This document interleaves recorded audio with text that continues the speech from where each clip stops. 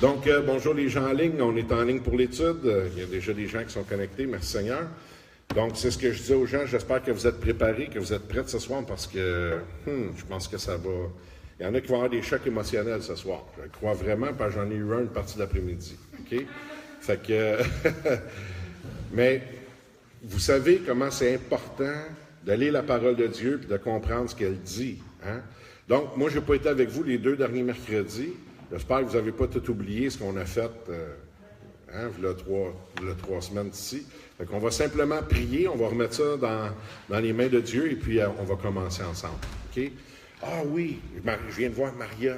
L'autre chose que j'ai appris tantôt, il n'y a pas longtemps, puis c'est parce que c'est Maria qui me l'a fait penser en envoyant, puis je l'ai appelé. Imaginez que j'ai su tantôt que les sœurs commencent à parler avant de la bâtisse. Ça, je veux vraiment que vous priez là-dessus, parce que le projet qu'on a, nous, avec cette bâtisse-là, c'est d'en faire une maison de retraite, une place pour les personnes âgées. OK? Fait qu'on veut prendre soin des personnes âgées, et dès qu'on est arrivé ici, on a dit on veut ça pour faire ça. Puis ça, c'est déjà tout aménagé pour ça. Puis on a du monde, pour travailler là-dedans. On a des gens qui ont une expertise, qui sont prêts à la mettre à notre disposition pour être capables de faire ça. Donc, je vous demande vraiment de prier que le Seigneur nous donne aussi les bonnes stratégies, la bonne façon de le faire et faveur. Peut-être que les sœurs vont être favorables à ça puis qu'ils vont accepter de nous laisser ça. Là, ce que j'ai entendu, c'est que quelqu'un aurait un projet avec ça pour faire une résidence pour les étudiants à cause du Collège Sainte-Anne. Mais moi, je ne veux pas que ça devienne une résidence d'étudiants là puis que ça fasse un bordel à côté de l'église. Là. Je ne veux pas avoir ça. Une résidence personne âgée, par exemple, ça je veux ça. OK? Je vois très bien ça, moi. Maison de retraite ou résidence personnes âgées, AVC, venez-vous-en, on vous attend. On va prendre soin des gens. On a tellement de rapports que les gens âgés, il y en a tellement qui se font maltraiter, qui sont abusés, les gens en profitent. S'ils sont là, ça va être chrétien. C'est chrétien. Puis on va pouvoir en prendre soin, puis faire prier là-dessus. OK? Donc, Père, on veut remettre toutes choses entre tes mains. On te remercie pour cette opportunité que tu nous donnes, ce temps qu'on a aujourd'hui, Seigneur, de pouvoir ensemble étudier ta parole et, Seigneur, de prendre le temps de regarder ce que ta parole nous dit. Et rends-nous attentifs. Enseigne-nous par ton Saint-Esprit maintenant au nom de Jésus. Seigneur, emmène toute pensée captive à la pensée de Christ. Et Père, maintenant, au nom de Jésus, on renverse toute hauteur, toute muraille, toute forteresse peut nous empêcher de recevoir ce que tu as pour nous. On brise ça au nom de Jésus. Et Seigneur, vraiment, on veut pas être des auditeurs oublieux, mais on veut pas être non plus des gens qui n'ont pas d'oreilles pour entendre, les yeux sont pas là pour voir, Seigneur Dieu, que le cœur ne reçoit pas vraiment ce que toi tu as à nous donner. Père, qu'on ne soit pas de cette race-là, mais qu'on soit de ceux qui sont malléables dans ta main, Seigneur, de ceux qui sont dociles devant toi et qui sont prêts à avancer, Seigneur Dieu, dans ta parole, et selon ce que ta parole dit, Seigneur Dieu, pas avec une doctrine, pas avec une théologie, mais juste avec un réma de ta parole, mais avec ta parole seulement, Seigneur. Donc, merci, Père, de nous donner ça. Et Seigneur, on a confiance que tu t'approches de nous parce que tu dis que si on s'approche de toi, tu t'approches de nous. Et à travers ta parole, on s'approche de toi. Et ta parole, c'est la lumière. Ta parole, c'est Christ. C'est la vérité. C'est le chemin. Et la vérité rend libre. Donc, Seigneur, on te remercie parce que ce soir, tu nous rends libre à travers ta parole. Seigneur, on comprend qu'on est des citoyens du royaume des cieux. Et Seigneur, qu'on ait vraiment cette pensée-là, ce mindset-là de gens du royaume éternel et brise nos religions, brise nos doctrines, nos fausses doctrines, Seigneur, nos fausses conceptions de toi. Et Seigneur, aide-nous à marcher dans la vérité, à marcher dans tes voies, Père, au nom de Jésus. Seigneur, on te prie pour ceux qui sont en ligne aussi. Merci de les toucher. Merci aussi de parler à leur cœur, Seigneur Dieu. Et Père, merci pour cet outil-là qui nous permet d'être diffusé plus loin dans le monde aussi. Au nom de Jésus. Amen. Gloire à Dieu. On pourrait faire un petit récapitulatif de ce qu'on a vu précédemment, mais, j'ai dit on pourrait, mais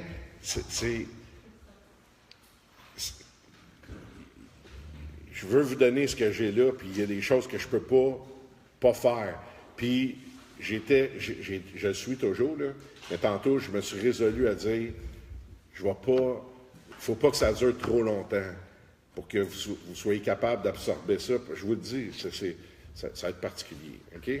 J'ai fait exprès tantôt, les gars travaillaient en bas, je leur ai posé une question. Puis là, ils ne répondaient pas. Puis là, je dis, ben là, tu vas-tu nous dire? Je dis, non, à soir à 7h30. Puis on dit, ben là, t'es pas correct, tu vas nous laisser de même. Je dis, oui. Fait que, allez travailler, moi, je vais monter. OK? Fait que, on va commencer. Comme vous voyez, ça part tout de suite avec une question. Là, j'ai juste mis le grand titre, le royaume de Dieu. Êtes-vous religieux? Posez cette question-là. Êtes-vous religieux? Puis, je trouverais ça intéressant, pas que vous me répondiez à cette question-là, mais que vous vous posiez vous-même cette question-là. Est-ce que je suis religieux, finalement? Et vous allez voir que souvent, c'est intéressant. Regardez, les religieux, ils connaissent la parole, mais ne la comprennent pas. Les religieux les religieux connaissent la parole, mais ne la comprennent pas. Et ça, là, c'est des choses avec lesquelles on a souvent de la difficulté, puis c'est des choses qui viennent nous heurter. Parce que souvent, on va se faire une fierté de connaître la parole. Moi, je connais des gens qui vont te sortir des versets en série, il n'y a pas de problème. Là. Puis ils vont te pitcher ça, bang, bang, bang, bang, puis il n'y a pas de trouble. C'est des vraies mitraillettes du verset. OK? Il n'y a pas de... C'est Machine Gun Bible. Tu sais? Puis il te sort ça, puis il connaît. Mais est-ce qu'ils les comprennent? Et dans la majorité des cas, on pourrait dire non, qu'ils ne comprennent pas, parce que s'ils comprendraient, ils ne le feraient pas. Est-ce que vous me suivez? Fait que ça nous donne des fois des indices. Okay? Ils connaissent, mais ils ne comprennent pas. Ça, c'est des religieux. Puis souvent, ils vont s'appuyer sur leur connaissance. Leur connaissance. Les pharisiens, c'est un meilleur exemple. Ils connaissaient la parole, ils connaissaient les Écritures. Ils s'appuyaient sur leur connaissance. Mais ils n'ont jamais compris que le Messie était devant eux autres. Ils n'ont jamais compris que celui dont les prophètes ont prophétisé, c'était Jésus-Christ qui était là. Mais ils connaissaient. Est-ce que vous me suivez? Donc souvent dans l'Église, on est comme ça. On connaît. Il y a plein de versets qu'on connaît. Il y a plein de concepts, je vais le dire comme ça, de concepts de la parole de Dieu qu'on connaît, mais que souvent on ne comprend pas. Mais en s'appuyant sur notre connaissance, on s'empêche de les comprendre. Parce qu'on a plus confiance dans notre connaissance que dans le reste. Fait qu'au lieu de demander à Dieu de nous... Tiens, moi je le connais, là, mais toi, qu'est-ce que t'en dis? C'est quoi que toi tu dis? Et quand on n'est pas là, mais on manque le bateau. Être religieux, c'est comme avoir une clé, mais pas savoir quoi elle ouvre. Les religieux, ils possèdent des clés. Ils possèdent des clés du royaume. Mais ils ne savent pas comment s'en servir. Puis ils ne savent pas à quoi ça sert. Puis ils ne savent pas ce que ça l'ouvre. Pourquoi ils possèdent des clés? Parce qu'ils connaissent. Est-ce que vous comprenez? Fait que je vais vous donner un exemple. Une clé du royaume. Aime ton prochain comme toi-même. Vous êtes d'accord avec ça? L'autre jour, vous rappelez-vous, on a parlé de ça. Vous en rappelez-vous? Rappelez-vous comment ça a été dur pour plusieurs de regarder le voisin et dire « Je dois t'aimer comme je m'aime ». On le connaît, le verset. Mais est-ce qu'on le comprenait vraiment? Mais on le connaît, là. Puis c'était facile pour nous de lancer ça comme « Ah, aime ton prochain comme toi-même ».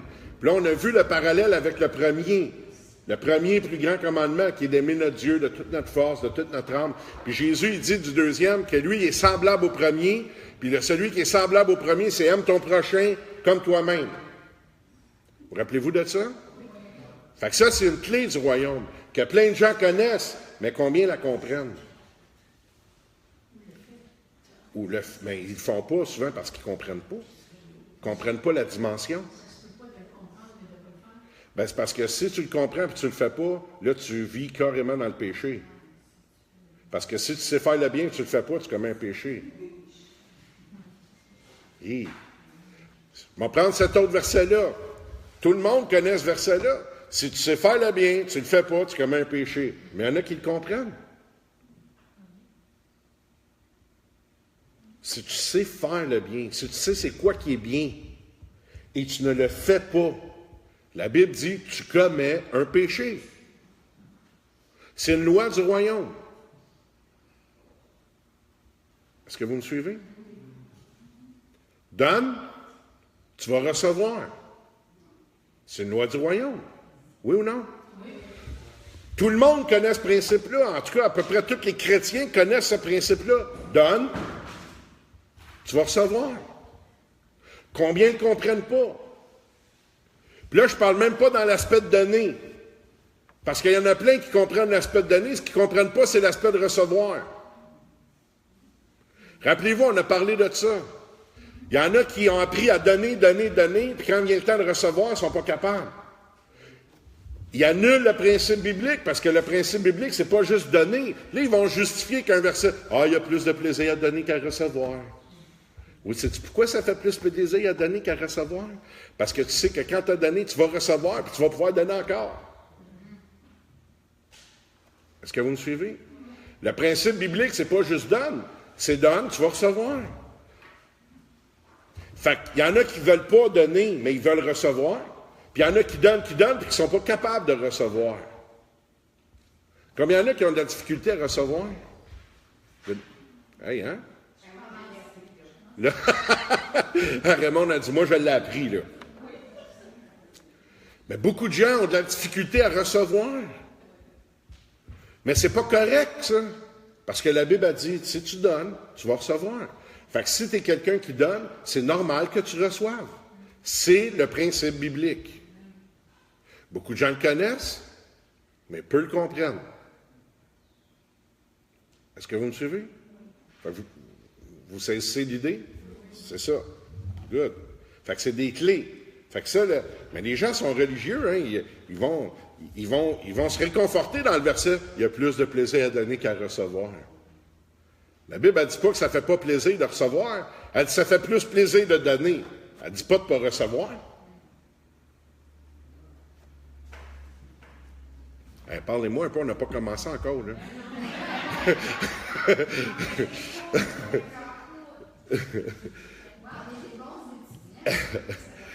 mais vous comprenez, là, le principe? La Bible ne dit pas qu'il n'y a pas de plaisir à recevoir quelque chose. Elle dit qu'il y a plus de plaisir à en donner qu'à en recevoir. Mais c'est pas mal de recevoir. OK? Mais moi, je trouve ça le fun. Mais j'aime beaucoup donner. Moi, je trippe quand je donne à quelqu'un. Quand on est capable de bénir, puis qu'on... Hey, c'est... Puis, tu sais, surtout quand ça répond à la prière d'une personne, surtout quand... Tu sais, merci Seigneur. Le voyage à Cuba qu'on a fait, on l'a reçu. S'il y en a qui disaient, le pasteur de l'argent, ça va en vacances. Non, pas d'argent. Il n'a pas besoin. Pas que j'en voudrais pas, là. Mais c'est quelqu'un qui nous a dit, Dieu nous a mis à cœur de vous payer un voyage. Wow! Moi, je ne serais pas au bout. Je l'ai reçu. J'y étais. Je n'étais pas choqué, là. J'y ai été. Merci Seigneur. Puis si le Seigneur m'a mis à cœur à quelqu'un d'autre, moi, il est retourné. C'est correct. Je ne serais pas choqué plus. Okay. Mais c'est comme ça. Fait que les religieux, être religieux, c'est comme avoir une clé, mais pas savoir ce qu'elle ouvre. OK?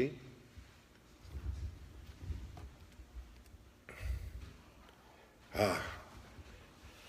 On va rentrer dans la question qui tue ce soir. Quelle était la mission ultime de Jésus?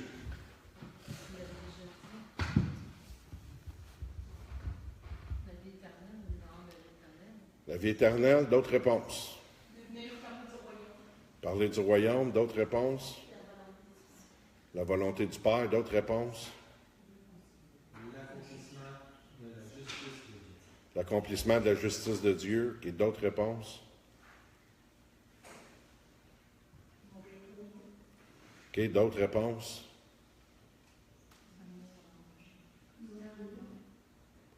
Pourquoi Jésus est venu sur la terre? Excusez. Nous rendre libres. OK. D'autres réponses? Nous réconcilier avec le Père. D'autres réponses?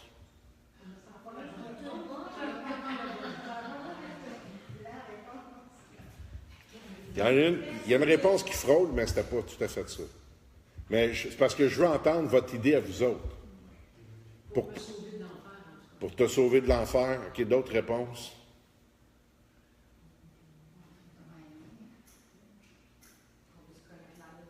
Connaître l'amour du Père, d'autres réponses? Pourquoi? Annoncer son royaume. Pas loin. D'autres réponses? Accomplir l'alliance. D'autres réponses? Pour qu'on Pardon? Il est venu mourir pour nous autres. D'autres réponses? Qu'est-ce que tu as dit, toi? Je n'ai pas compris. Pour qu'on fasse partie de son royaume. Ça tourne autour. Regardez bien. Là, vous allez respirer bien comme il faut. Vous allez prendre le temps d'écouter ce que je vais vous dire avant de virer bleu. OK? Savez-vous que Jésus n'est pas venu sur la terre pour mourir? Il n'est pas venu sur la terre pour la croix. Il n'est pas venu sur la terre pour le pardon de mes péchés. Il n'est pas venu sur la terre pour la résurrection. Il n'est pas venu sur la terre pour la vie éternelle. C'est pas pour ça qu'il est venu sur la terre.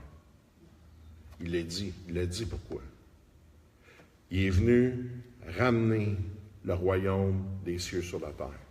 Il n'est pas juste venu en parler. Il n'est pas juste venu l'annoncer. Il a amené le royaume. Ça, c'est ça sa mission. C'est pour ça qu'il est venu sur la terre. La croix, c'est le moyen. Suivez-moi comme il faut, là. La croix, c'est le moyen. La guérison, le pardon, la résurrection, la vie éternelle, le salut, c'est le bénéfice du royaume dans notre vie. Du moment où je deviens un citoyen des cieux, j'ai les bénéfices du royaume. Les bénéfices du royaume, ça me réconcilie avec le Père. Je fais partie de la nouvelle alliance. Ça me donne la vie éternelle. Ça pardonne mes péchés. Ça guérit mes maladies. Est-ce que vous me suivez? Et ça vient un peu choquer notre religion. Parce qu'une des affaires qu'on parle le plus, ça va être la croix. On parle beaucoup de la croix. Les chrétiens, on est très, très attachés à la croix. Puis merci Seigneur pour la croix. Mais savez-vous qu'il n'est plus sur la croix? Il n'est plus là. Le problème avec beaucoup de chrétiens, c'est qu'ils viennent à la croix, mais ils restent à la croix. La croix, là, c'est le moyen utilisé pour pouvoir nous amener le royaume. Mais la mission de Christ, c'est d'amener le royaume.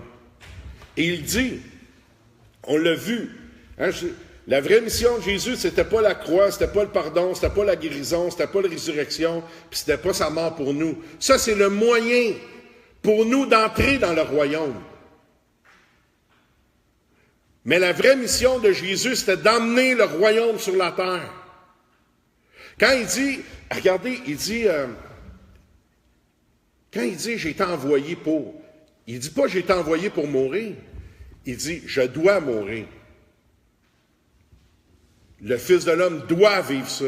Le Fils de l'homme doit passer par là. Le Fils de l'homme doit. Est-ce que vous me suivez? Je dois. Mais ma mission, c'est le royaume. Il dit, quand Jésus, rappelez-vous, on va aller lire des passages ensemble. Annoncer la bonne nouvelle du royaume des cieux. Luc 4, 43. On va aller dans Luc, on va passer un peu de temps dans Luc. Et là, il y a du monde, je sais, il y en a qui, déjà, je vous vois le visage, là. L'hamster spin un petit peu. Je dis, voyons, il est viré sur le top, le pasteur. Non, c'est la parole de Dieu, vous allez voir. Luc 4, 43, OK? Luc 4, 43, il dit, mais il leur dit, il faut aussi que j'annonce aux autres villes la bonne nouvelle du royaume de Dieu, car c'est pour cela que j'ai été envoyé. Puis ailleurs, qu'est-ce qu'il dit? Vous êtes heureux parce que le royaume des cieux est venu vers vous. C'est ça qu'il dit? C'est lui qui l'a emmené. Vous êtes heureux parce que le royaume des cieux est venu vers vous. Restez dans Luc au chapitre 4. On va aller... OK. Allez au verset 16. Luc, chapitre 4, verset 16.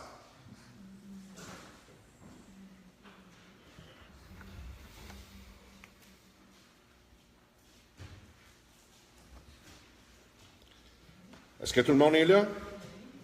Il se rendit à Nazareth, où il avait été élevé, et selon sa coutume, il entra dans la synagogue le jour du sabbat. Il se levait pour faire la lecture. Et on lui remit le livre du prophète Isaïe. L'ayant déroulé, il trouva l'endroit où il était écrit. « L'Esprit du Seigneur est sur moi, parce qu'il m'a oint. » OK, il m'a oint, il m'a mandaté, il m'a envoyé. Pour faire quoi? Pour annoncer une bonne nouvelle aux pauvres. Il m'a envoyé pour guérir ceux qui ont le cœur brisé, pour proclamer aux captifs la délivrance et aux aveugles le recouvrement de la vue, pour envoyer libres les opprimés, pour publier une année de grâce du Seigneur. C'est ça? Trouvez-moi là-dedans où c'est écrit qui a été oint puis envoyé pour mourir. Trouvez-moi où c'est écrit qui a été oint puis envoyé vraiment pour la croix. Non, c'est le moyen de nous donner le bénéfice du royaume. Le seul moyen qu'on a de recevoir le pardon, c'est à travers un sacrifice. Est-ce que vous comprenez? Fait que dans l'Ancienne Alliance, c'était le sacrifice d'un agneau, d'un bœuf, d'une brebis, peu importe, là, dépendamment de ce que tu avais fait. Dans la Nouvelle Alliance, un sacrifice parfait, une fois pour tout, le moyen de recevoir. Est-ce que vous me suivez? Fait que la mission ultime de Christ n'était pas la croix. La mission ultime de Christ, c'est de nous amener d'amener le royaume de Dieu sur la terre, de ramener finalement le but premier pour lequel Dieu nous a fait. Et d'amener son royaume ici-bas maintenant. La croix, le sang, les flagellations qu'il a reçues, ça c'est le moyen pour nous de recevoir les bénéfices rattachés à ça. Mais dans notre religion, dans notre conception, on était tellement loin du royaume et des principes du royaume qu'on a pris la croix pour le but de Christ. Comme si la croix était la raison pour laquelle Jésus est venu sur la terre. Il est venu, la seule raison pour laquelle il est venu sur la terre, lui, c'était pour manger une volée puis mourir. C'est pas pour ça qu'il est venu sur la terre. Il est venu rétablir le royaume du Père. Il est venu commencer, il est venu repartir une colonie des cieux, on va le dire de même. Mandaté par le roi des rois, par son Père, mandaté par le roi des cieux à venir sur la terre, établir son royaume, établir sa colonie, mandaté, appeler des gens, appointer des gens pour le représenter son royaume déjà ici sur la terre maintenant. C'est ça le but de Christ. Pour ça qu'il est venu sur la terre. Mais la religion, ça nous réconforte de croire qu'il est venu, il est juste venu pour mes péchés finalement. C'est pas pour mes péchés qu'il est venu. Mes péchés devaient être lavés si je voulais avoir le droit de rentrer dans le royaume. Lui, il est venu amener le royaume et pourvoir le moyen pour nous d'y entrer. Il est venu pourvoir, sa mort a été le moyen pour lui de pourvoir pour vous et moi. La grâce, la fameuse grâce.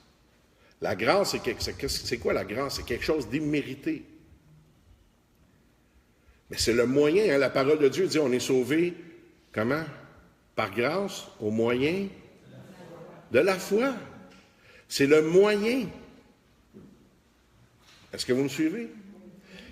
Et ça, c'est dur. Moi, cet après-midi, j'étudiais ça, puis j'allais voir les passages, puis je me promenais d'un bord puis de l'autre, puis à un moment donné, même Patrick, il pensait que je dormais. C'est ça qu'il a dit, en tout cas. Là. Puis je méditais, j'en avais mal à la tête. J'étais là, puis j'étais, Seigneur, ça se peut pas. Comment ça se fait qu'on comprend pas ça? Comment ça se fait que j'étais pas là? Comment ça se fait que je suis pas capable de réaliser ça avant? Que la raison pour laquelle tu es venu sur la terre, c'est pour amener le royaume. Puis la croix, c'est le moyen. Toi, lui-même, il n'est pas resté sur la croix. Il n'est plus sur la croix. Puis nous, il ne nous a pas mis sur la croix. La Bible dit qu'il a fait de nous quoi? Des rois et des sacrificateurs. Il nous a fait rois. Il ne nous a pas fait crucifier. Il s'est crucifié pour nous. C'est le moyen. Il a payé le prix. Est-ce que vous comprenez? Et c'est dur dans notre conception, dans notre religion, de dire, ben finalement, c'est le vrai but de Jésus, c'est pas la croix. Le vrai but de Jésus, c'est pas le pardon de mes péchés. Le vrai but de Jésus, c'est même pas la résurrection. Pour moi, c'est le but ultime de Christ, c'est d'amener le royaume des cieux sur terre, de ramener ce royaume-là. Et en ramenant ce royaume-là, la croix était le moyen de pourvoir à ce que moi, je puisse y avoir accès. Je ne sais pas vous autres, mais moi, ça me rend très heureux ce soir de savoir que lui, il a payé le cover charge pour que je puisse avoir accès au royaume. Et que non seulement il est venu il n'est pas venu vraiment juste pour mourir pour mes péchés, mais il est venu pour me rétablir, vous rétablir dans l'appel initial de Dieu pour l'homme. J'inclus la femme là-dedans, vous comprenez. Est-ce que vous me suivez? C'est ça qu'il est venu faire. Il dit, c'est pour ça que j'ai été envoyé, pour annoncer le royaume, pour ramener le royaume, pour l'établir. Il dit, vous êtes heureux, le royaume est venu vers vous. Et comprenez, quand on a parlé l'autre fois de Jean-Baptiste, vous rappelez-vous comment est-ce que Jésus parle? Là, il parle du royaume comme une chose qui est présente, pas une chose qui est à venir. Hein, il dit, de tous les prophètes, Jean-Baptiste est le plus grand. Mais il dit, je vous le dis en vérité, maintenant, là, le plus petit dans le royaume est plus grand que lui. Il ne dit pas le plus petit va être plus grand, mais le plus petit dans le royaume est plus grand que lui. Jésus, qu'est-ce qu'il est en train de dire? Maintenant, le royaume est là. Et ceux qui en font partie sont plus grands que tous ceux qui ont été avant. Il n'a pas dit qu'on était plus grand parce qu'il était mort pour nous. Il dit on était plus grand parce qu'on faisait partie du royaume. Est-ce que vous me suivez? Combien il y en a qui sont heureux de faire partie du royaume ce soir? Oui. Prenez une respiration encore un petit peu. Faites ça.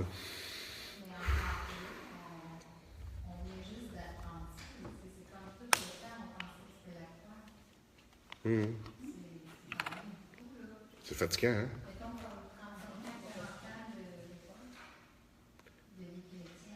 Oui, je le sais. Inquiète-toi pas, je le sais. Moi, tout, je suis là. Mais c'est triste. Parce que je réfléchissais cet après-midi, je méditais ça, puis tu sais, je vais vraiment le dire de même, la maudite religion. Elle nous fait manquer nos affaires, elle nous fait passer à côté de la traque. On comprend pas, on connaît, mais on comprend pas à cause de la religion. Puis ça nous fait plaisir d'être religieux. Pourquoi? Parce que quand on est religieux, ça nous réconforte, la religion. Elle nous donne raison, la religion, finalement. Hein, ben, finalement, qu'est-ce que je vais faire? Oh, je vais aller à l'église, je vais m'impliquer un petit peu, je vais donner dans le panier, je vais lever ma main quand il va louer, je vais applaudir quand il va nous le demander, puis je vais retourner chez nous après. Wow. Non, ça c'est une religion. Mais est-ce qu'à ce moment-là, ça change les données quand on va parler avec des gens qui, mettons qu'il y a une porte qui s'ouvre, on rentre? Bien, ça change la donnée. Ça change qu'il faut parler en dimension du royaume. C'est la bonne nouvelle du royaume. Jésus le prêchait. Est-ce qu'on est à part de Christ? Est-ce qu'on peut être plus grand que lui? Est-ce qu'on peut amener un autre message que le sien? Il emmenait le royaume. Puis même ça, regardez, tu veux me partir là-dessus, toi, Tom? Non, non. Regardez bien. Regardez comment qu'on est. Ah, Seigneur. J'ai allumé cette affaire après-midi. Il faut que je l'approfondisse, mais je veux le partager un peu avec vous autres, OK? Ouais, on a l'enseignant, là, le pasteur Claude, il va nous dire qu'est-ce qu'il en pense, lui. OK? Non, mais il faut utiliser ces gens-là, puis le pasteur Mamay, puis le pasteur Brideau. On va être challenger. Moi, je veux vous challenger là-dessus. Regardez bien. Vous savez, quand Jésus dit « la moisson est blanche », hein? La moisson est blanche, la moisson est prête. Il dit « elle est blanche ». Qu'est-ce qu'il dit? « Priez le Seigneur Où? Non. Non. Il ne dit pas dans la moisson. Je pense que c'est dans Matthieu 8, hein? Je me trompe-tu, Claude? Je pense que c'est Matthieu 8. Priez le Seigneur pour qu'il envoie des ouvriers dans sa moisson. Sa moisson. Sa moisson, à qui? À lui, au Seigneur.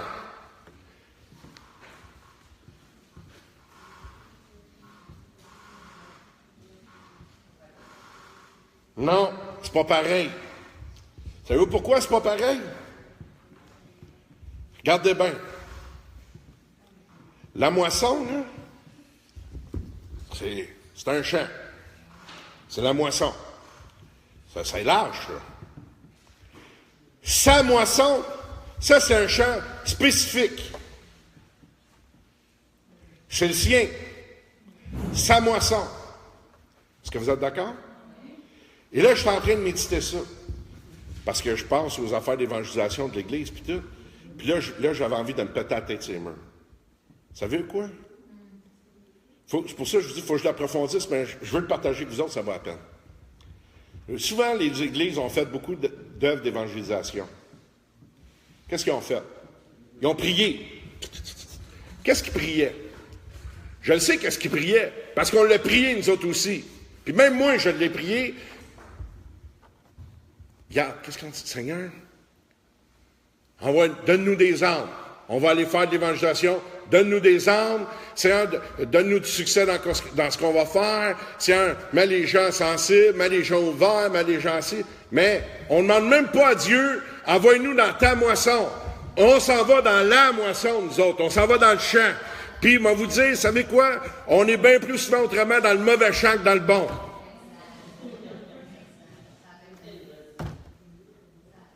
Pensez à ça. Priez le Seigneur qui envoie des ouvriers dans sa moisson.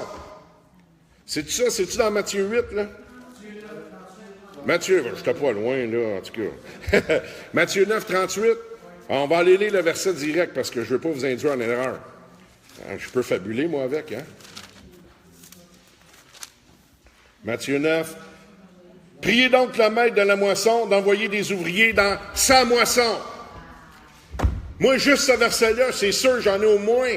J'en ai eu pour bien des heures, là, à spiner et à virer ça de tous les bords. Voyons donc. Et là, on va pousser ça un petit peu plus loin. Là, imaginez qu'on est en train d'essayer de récolter dans le mauvais champ. Puis la moisson est prête là. La moisson est prête, elle est blanche. Est-ce que vous me suivez? Qu'est-ce qui arrive quand un fruit est trop mûr? Il tombe puis il fait quoi? Il est même plus bon à rien. Savez-vous qu'il y a du monde qui ont manqué à cause de nous autres? Parce qu'on est trop religieux, puis qu'on est parti à malade pour évangéliser partout au lieu de chercher sa moisson dans son champ à lui.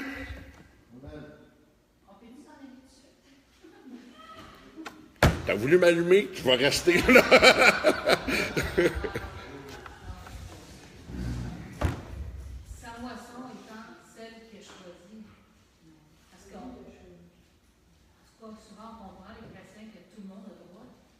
Ça n'a rien à voir.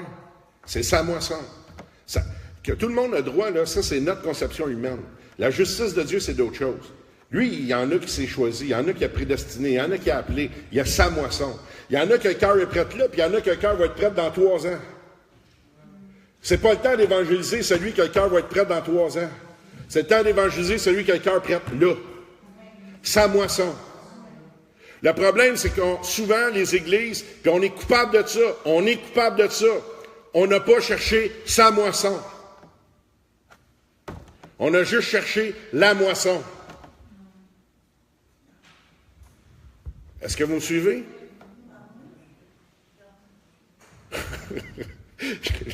Saline. Mais écoutez, c'est pas pour rien là, qu'on a de la misère et qu'on n'a pas le succès qu'on devrait avoir. Rappelez-vous avec Élie, quand Élie était pleuré devant Dieu, je suis resté tout seul. Dieu dit, je m'en suis gardé. Je m'en suis gardé. 7000 qui n'ont pas fléchi les genoux de Baal. Dans la ville ici, il s'en est gardé à lui. Il y en a qui sont pour lui. Dans votre voisinage, il y en a qui sont pour lui. Dans vos familles, il y en a qui sont pour lui. Puis il y en a qui sont prêtes là. Seigneur, dirige-moi dans ta moisson. Tu es le maître de la moisson, c'est ton champ. Dis-moi où aller récolter. Montre-moi où aller pour prendre la moisson.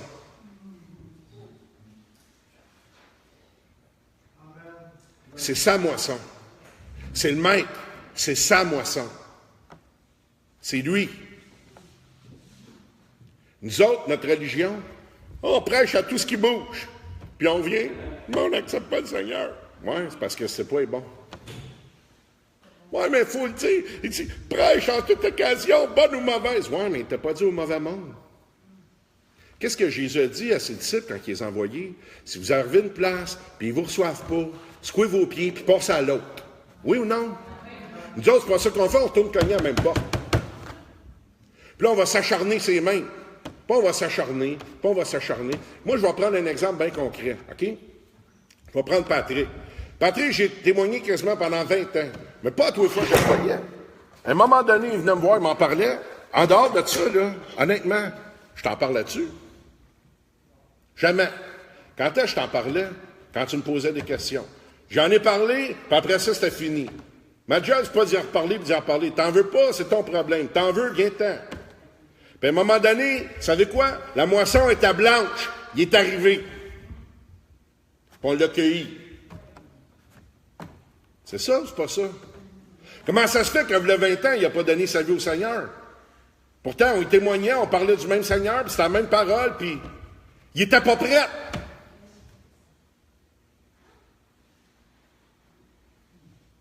Oui. Toutes les campagnes d'évangélisation, c'était négatif. Je te dis pas toutes, je te dis la majorité. La grande majorité. Hey, combien d'églises font des réunions d'évangélisation? 2, 3 jours, 5 jours, des milliers de dollars, 2 ans. C'est pas une moisson, ça? C'est pas une moisson, ça? Ça, tu vas glaner et reste d'un champ. C'est pas ça, une moisson. Le Père, il dit, la moisson est prête. Quand j'étais en Angleterre en 2013, j'ai vu une moisson prête.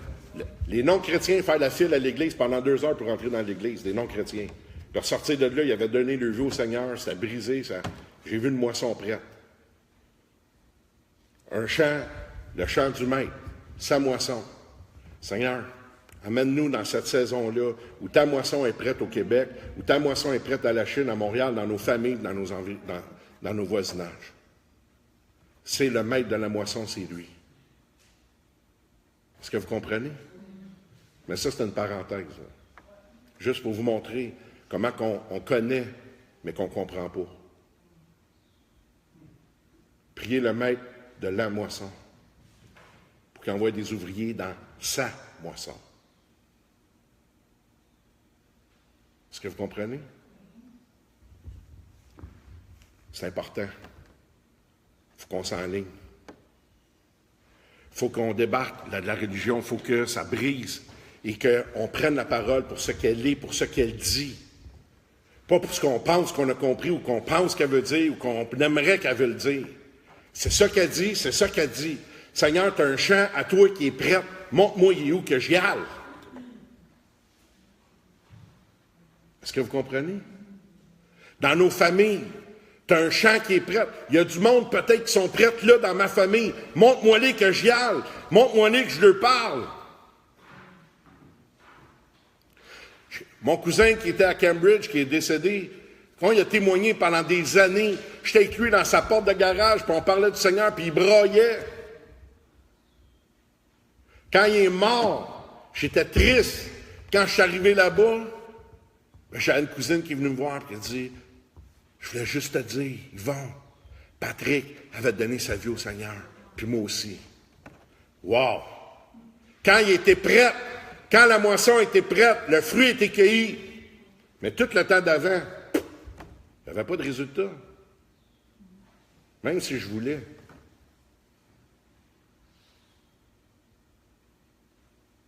Est-ce que vous comprenez? Dans la parole, quand c'est dit que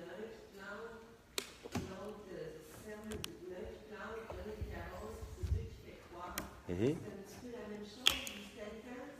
Ben, ouais, mais pas. Moi, je n'associe pas ça vraiment au niveau du salut, là.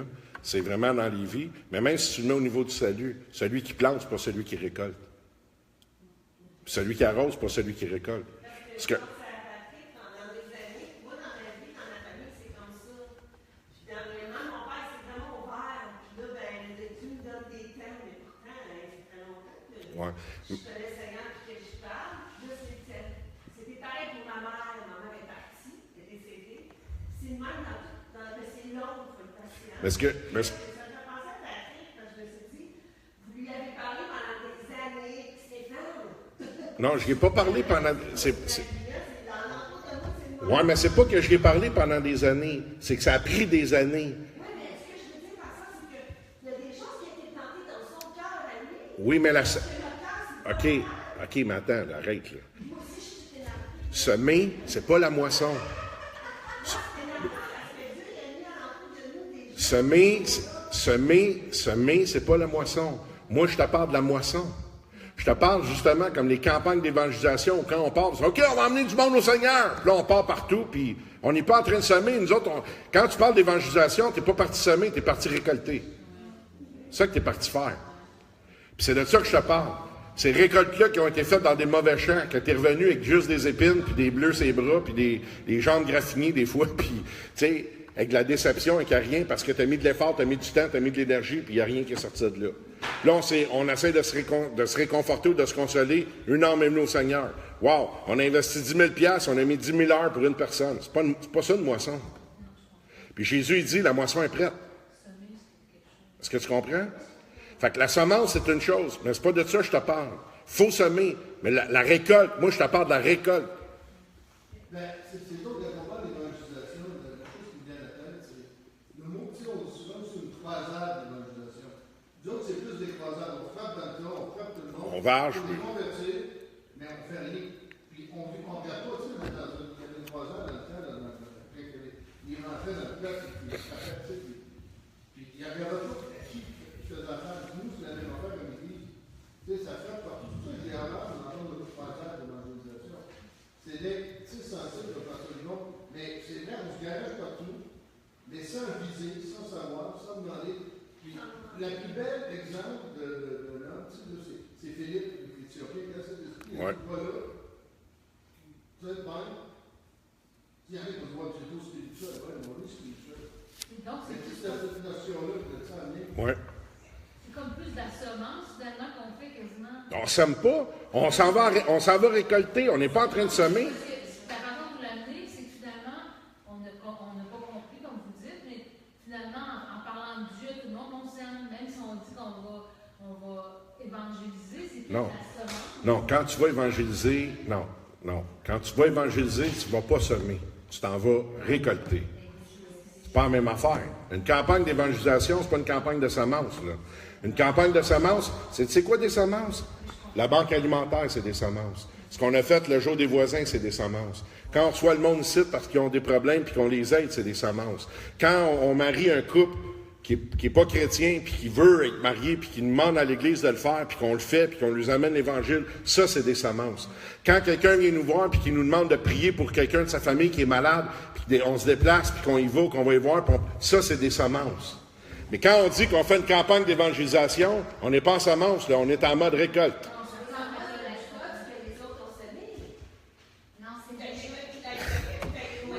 Misère, vous aimez ça, vous compliquez la vie pour rien. Je vous parle de récolte, je ne vous parle pas de semences, de récolte. On parle. Restez sur le verset. Restez sur le verset qui est là. La moisson est prête. Priez le maître de la moisson pour qu'il envoie des ouvriers dans sa moisson.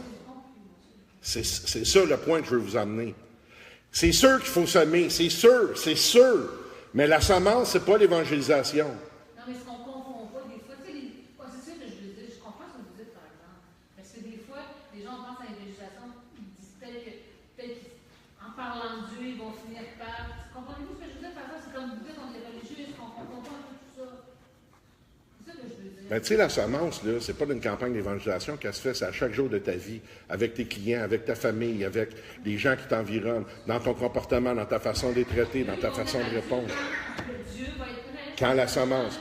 Mais quand quelqu'un évangélise, là, qu'est-ce qu'il fait? Souvent, là, les gens, qu'est-ce qu'ils vont faire? Ils vont parler à quelqu'un, puis là, ils veulent le convaincre qu'il doit donner sa vie à Christ. Ça, tu n'es pas en mode semence, là. Tu es en train d'arracher. C'est ça que tu es en train de faire. C'est pas une semence, ça, là. Quand tu veux le convaincre qu'il faut qu'il se donne à Christ, c'est pas un mode de semence, ça, là. Tu n'es pas en train d'y mettre de quoi, tu essaies d'aller chercher quelque chose. OK? C'est de ça que je vous parle. OK? Fait que semer, là, semer tout le temps. C'est toujours le temps de semer. N'importe où, partout, il faut semer. Mais la récolte, c'est de ça qu'il nous parle Jésus dans ce verset-là. La récolte. OK? Mélangez pas ça. La semence, semez tant que vous pouvez. Faites-les tant que vous pouvez semer. Ayez pas peur. Ménagez pas ça. Faites-le. Mais la récolte, Seigneur, il est où ton champ? Elle est où ta moisson à toi? Elle est grande. C'est ça l'affaire, c'est ça le problème. Si elle est si grande que ça, puis on ne récolte pas tant que ça, on n'est pas à bonne place, là. Oui, mais on est là, nous autres, là. Oui, mais nous autres, on est là, là.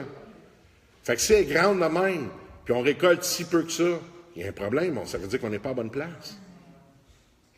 OK? Et c'est ça qu'il faut. Seigneur, c'est où? Montre-moi, c'est où? Montre-moi-les, Seigneur.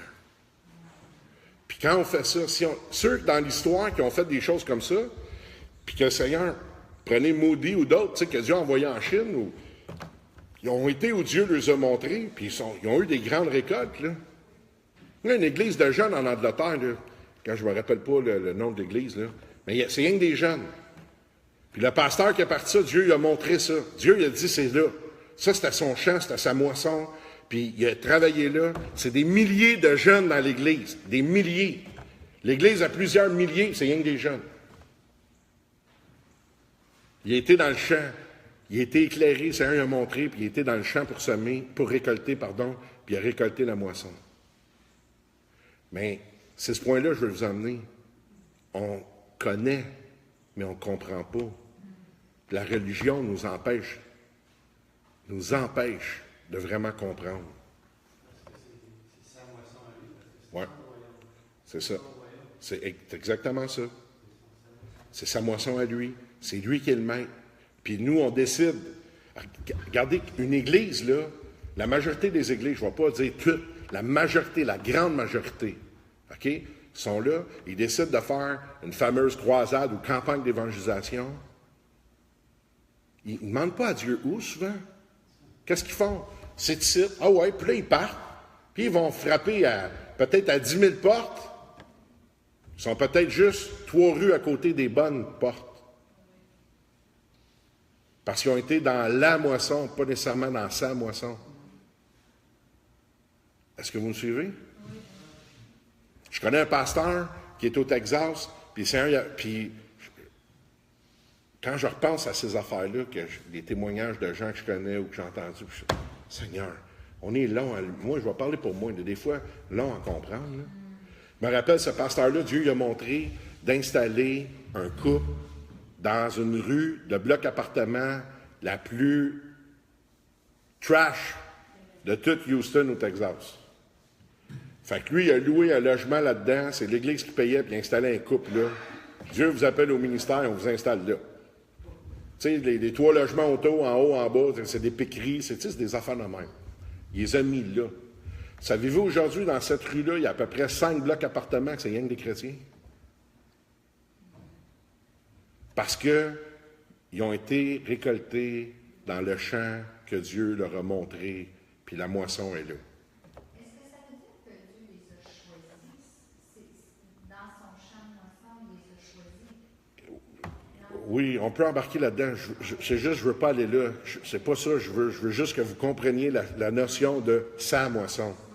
Le maître, son champ, sa moisson, sa récolte. Nous, on est ses ouvriers. Fait que je vais le dire de même. C'est comme quand tu te réveillais ici. Tout le monde est là, tout le monde a des besoins.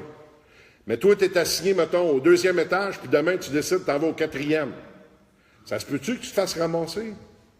Ça se peut-tu que, que le boss ne soit pas content? Parce que tu n'es pas où ce que tu devais être? Puis ceux que tu devais rendre service, ils n'ont pas eu le service parce que toi, tu n'étais pas là. Ben, c'est un peu ça. C'est comme on travaille pour Dieu, il y a son champ, il y a sa moisson, il y a sa récolte qui est prête, mais on décide qu'on va récolter là-bas, nous autres. Tu sais, c'est ça l'affaire. C'est où? C'est quoi tu veux que je fasse? Moi, personnellement, l'Église, comment tu veux qu'on se positionne? C'est quoi tu veux le rôle qu'on aille dans le sud-ouest de Montréal?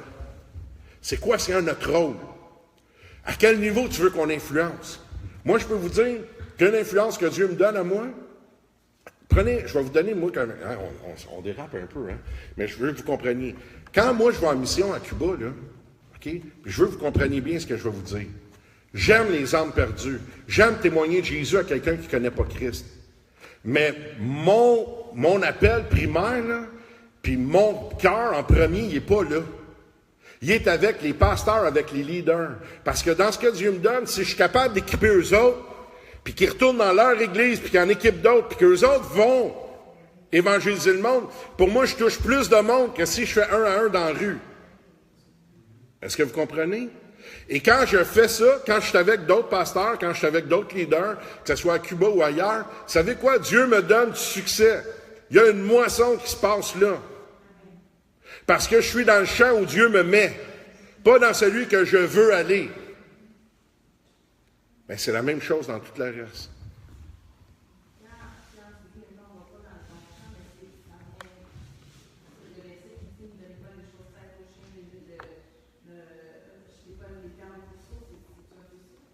Pas tout à fait. Parce que les perles au pourceau, il dit, de peur qu'il est foule, puis qu'il se vire de bord, puis qu'il vous déchire. Les perles au pourceau, c'est du monde qui, ils veulent pas servir Dieu, ils veulent pas suivre Dieu, mais quand ça va mal un peu, ils viennent te voir, puis ils voudraient que tu pries pour eux autres. Tu garde, va prier toi-même pour toi. Tu sais, moi, du monde de même, je vais prier avec du monde. Mais quand je vois qu'ils veulent pas servir, puis qu'ils veulent pas se donner au Seigneur, puis qu'ils connaissent la réponse, je perds pas mon temps qu'eux autres. Il y a quelqu'un qui est venu me voir l'autre jour, puis qui m'a dit, « Ah, Yvon, t'es dur d'approche, c'est difficile. » Et j'essaie d'être... Là, je l'ai regardé, j'ai dit, « Pourquoi c'est de même? » Ben non, pourquoi? Ben, je jette pas mes perles au pourceau. Là, il m'a regardé, il dit, « Ben, t'es-tu en train de dire que je suis un pourceau? » Ben, c'est toi qui le dis, là, mais je suis pas mal d'accord. Pourquoi? Parce que tu veux pas venir à l'Église. Premièrement, tu veux pas venir à l'Église. Tu veux pas faire ce que tu as à faire. Tu sais ce qu'il faut faire, puis tu le fais pas. Mais tu voudrais que moi, je te donne des conseils. Man, je suis pas de temps à parler avec toi. Est-ce que vous comprenez? Je suis pas de temps à parler avec ça, là. C'est pas que je veux pas qu'il soit sauvé. C'est qu'il va rien faire avec ce que je vais lui donner. Ça fait rien que siphonner le temps. Puis ton énergie, j'ai pas besoin de ça. Quand quelqu'un sait, il connaît, puis qu'il veut pas, ben, donne-y pas d'autre chose, là. Il fera rien avec. Puis essayez avec Dieu, vous allez voir. Si Dieu vous donne de quoi, puis vous ne faites rien avec, il ne vous en donnera pas. Vous allez voir ça que ça va arrêter de être là. C'est de même que ça marche. Mais non, nous autres, on est ben trop chrétiens. On va s'acharner sur ceux-là, pendant que ceux qui ont des vrais besoins à côté, on ne les verra même pas, parce qu'on est tellement concentrés là, à vouloir convaincre l'autre, finalement. Il nous dit, s'ils ne reçoivent pas, c'est quoi la poussière, puis allez-vous-en ailleurs. Puis nous autres, on trouve ça dur, puis on trouve ça terrible. On est même en train de prétendre qu'on a plus d'amour que Jésus, finalement. Parce que ça, c'était son commandement à lui de faire ça. Puis nous autres, ah ben non, il faut les aimer. Je les aide pas parce que je passe à l'autre, là. C'est juste que je ne perds pas mon temps là. Est-ce que vous me suivez? Mais si on pourrait juste prendre la parole puis la pratiquer, ça l'aiderait. Puis la faire comme il dit.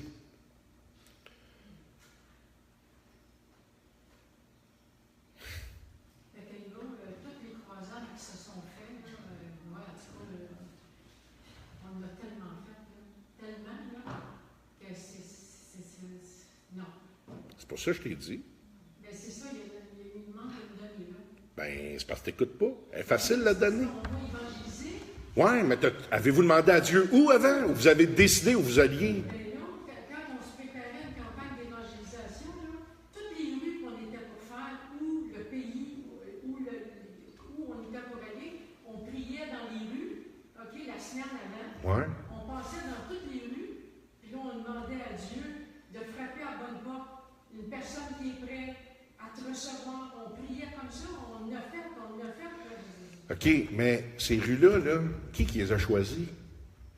Bien, qui les a choisis? On choisissait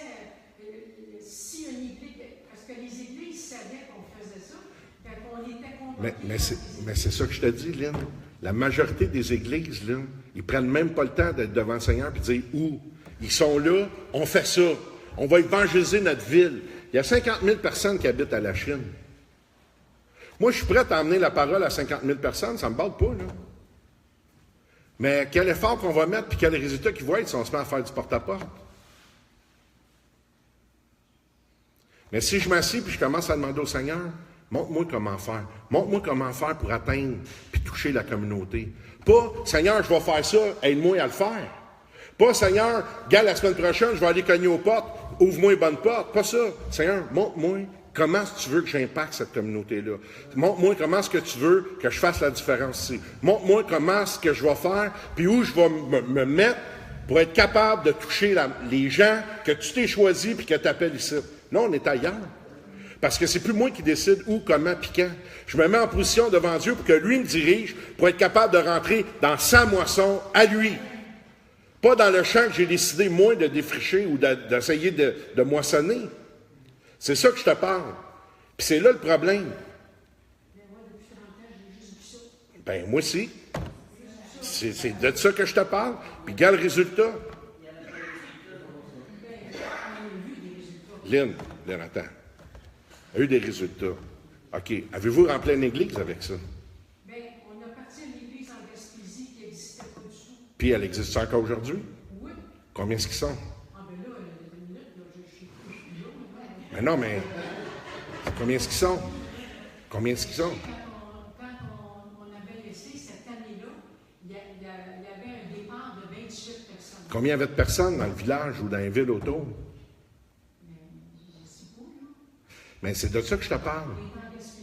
Mais ça, là, c'est des miettes. Pas juste ça, non. À un moment donné, on avait un groupe de musiciens, OK? On allait dans une église, et puis là, on commençait le vendredi soir, OK? Et puis là, il y avait un message, il y avait de la musique, il y avait un appel, il y avait de l'évangélisation. Puis là, en dernier, il y a quelqu'un qui appelait. Hey, j'ai vu, là, des gens s'avancer, là. Ah oui. Puis, combien qu'il en reste? Bien, c'est parce que là, il y a des gens qui restaient dans ce quartier-là, il y a d'autres gens qui venaient d'ailleurs. On n'a pas tous pu suivre ça. Mais qu'est-ce qui reste de ça? Regarde l'état de l'Église évangélique au Québec, Lynn. Regarde ça, c'est 1,5% de chrétiens. Dans le 1,5%, presque 60%, c'est des immigrants. On s'entend-tu que ça ne marche pas? Une autres, si on décide qu'est-ce qu'on fait, là? On prie, puis on prie, puis on cherche la direction de Dieu, puis on demande à Dieu où fesser pour que ça marche. C'est ça qu'il faut faire. Avant de partir et de se pitcher n'importe où, montre-moi où aller, montre-moi comment, montre-moi quoi faire. David, quand il allait à la guerre, qu'est-ce qu'il faisait? Il s'installait, il prenait les l'éphod. Je vais-tu y aller? Je ne vais pas y aller. Non, vas-y pas. Vas-tu y aller? Je ne vais pas y aller. Non, vas-y pas. Là, je vais-tu? Je ne vais pas. Ouais, vas-y, mais passe par là. Puis quand tu vas entendre ça, c'est moi qui est en avant de toi, tu vas l'avoir. Quand les Juifs ont été pour conquérir la terre promise, puis sont arrivés à Jéricho, qu'est-ce qu'ils ont fait? Ils ont-tu foncé dans la ville? Non. Dieu a dit, regarde, tu vas prendre le temps, tu vas y aller. Tu vas traverser le Jourdain, premièrement, de telle façon. Même que tu sois de l'autre côté, tu vas faire 7 fois le tour de la ville pendant 7 jours. Puis vous n'allez rien dire, vous n'allez pas parler. Puis au 7e jour, à la 7e fois, vous allez crier. Puis là, qu'est-ce qui est arrivé? Les murs sont tombés. Comment ils ont conquéri la ville? Comment Dieu les a dit de faire? Est-ce que vous comprenez? Et c'est là, et c'est ces choses-là qu'on manque. Nous, on veut partir puis conquérir avec des bonnes intentions, puis on y va avec la Bible en dessous du bras, mais on ne demande pas à Dieu comment le faire. On part juste le faire. Puis ce qu'on demande à Dieu, c'est pas comment le faire, c'est donne-moi du succès dans ce que je vais faire. Mais la parole de Dieu nous dit que lui nous a préparé des bonnes œuvres d'avance. Lui nous a préparé ça. Ces bonnes œuvres à lui, pas les miennes, les siennes. C'est ça la différence. Puis ça, c'est la raison pour laquelle on n'en a pas d'impact au niveau de l'évangélisation, ou où l'impact qu'on a, elle est faible. Tu sais ce que tu as fait, puis je sais ce que j'ai fait. Puis je sais que j'ai perdu du temps, j'ai perdu de l'argent, j'ai perdu de l'énergie, puis j'ai perdu des âmes parce que j'ai pas été frappé aux bonnes portes, j'ai pas été dans le bon champ, j'ai pas cherché la face de Dieu pour savoir où ce que lui voulait que je sois. J'ai juste demandé à Dieu, moi je vais faire ça, puis sois avec moi. C'est ça la vérité. Puis ça fesse quand on la voit, la vérité. Puis ça écœure, mais c'est ça qu'on a fait. Puis il faut vraiment chercher la face de Dieu. C'est le maître de la moisson, sa moisson, son champ, ses serviteurs. Où est-ce que tu veux que j'aille travailler? Où est-ce que tu veux que j'aille pour moissonner? Toi, Seigneur, où tu veux que j'aille? Où est-ce que tu veux que j'aille, toi? Lynn. Ah oui. Ah oui. Ah oui. Ah oui. J'ai fait des 10 heures de route. J'ai fait des 10 heures de route aller juste pour prêcher et revenir. Ça n'a rien donné au bout de la ligne. Je faisais ça pour Dieu. Wouhou! On est bon, on va avoir des histoires à compter. Man, on a roulé 20 heures. On a prêché 3 heures puis on est revenu. Ah oui. T'en as vu de la route, hein? Tout ça pour Dieu. Wouh, Seigneur! Regardez. Sans moi, vous ne pouvez rien faire. Puis sans moi, là, c'est pas Seigneur, je vais faire ça, viens avec moi. C'est Seigneur. Là où tu veux, je vais aller. L'apôtre Paul, il dit, il a voulu aller évangéliser à des places. Il y a 2 affaires que Paul il dit. Il a voulu aller à des places. Une fois, il dit, empêché par l'ennemi. Puis une autre fois, il dit, empêché par le Saint-Esprit. Ça veut dire que lui, il avait le cœur pour aller évangéliser à quelque part, puis le Saint-Esprit dit non, c'est pas là que tu vas, tu t'en vas ailleurs. Empêché par le Saint-Esprit. Il y a eu au moins cette sensibilité-là d'écouter le Saint-Esprit qui a dit non, c'est pas là que tu vas, tu t'en vas là. Mais c'est ça le problème, c'est comment les gens entendent Dieu, s'ils l'entendent. C'est ça. Moi, j'entendais, à l'église qui évangélise pas, c'est à l'église qui est morte. Ouais. Okay. C'est quoi évangéliser? Comment on évangélise? C'est-tu juste de faire du porte-à-porte? On faisait du porte-à-porte, on évangélisait dans les églises, on chantait. Ah oui. Ben, on est quand même un demi de 1% de chrétiens, 40% canadiens français au Québec, sur le demi de 1%. Fait qu'on le voit là, que le résultat n'y est pas. Puis il y en a plein d'églises là, dans toute l'histoire qui en ont fait des campagnes d'évangélisation. Puis là, regardez comment est-ce qu'on est hot. Au lieu de reconnaître que, Seigneur, ça se peut-tu que j'ai pas pris le temps de te demander où tu voulais que je travaille, où tu voulais que je fasse, ou comment tu voulais que je le fasse? On va dire, ouais, c'est dur au Québec. Le monde a le cœur dur, ils sont catholiques au bout, ils veulent rien savoir de Dieu, ils veulent rien savoir de la religion. OK, mais pourquoi que la Bible elle nous dit qu'il y a une moisson qui est prête, s'ils veulent tant rien savoir que ça? Qui est vrai? La parole de Dieu ou nous autres? C'est la parole de Dieu. Moi, je vais croire la Bible.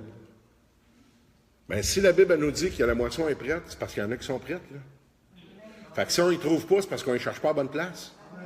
Fait que Seigneur, amène-nous là où ils sont. Montre-nous-les. C'est ça l'histoire, là. Tu sais, il y a un pasteur que je connais qui est dans une ville comme à Valleyfield, qui... Le maire l'invite, il va prier là-bas. Le maire le présente comme le pasteur de Valleyfield. L'Église est impliquée dans plein d'affaires communautaires qui font tout ça. Okay, ça, c'est lui là-bas, puis le Seigneur donne du succès là-dedans.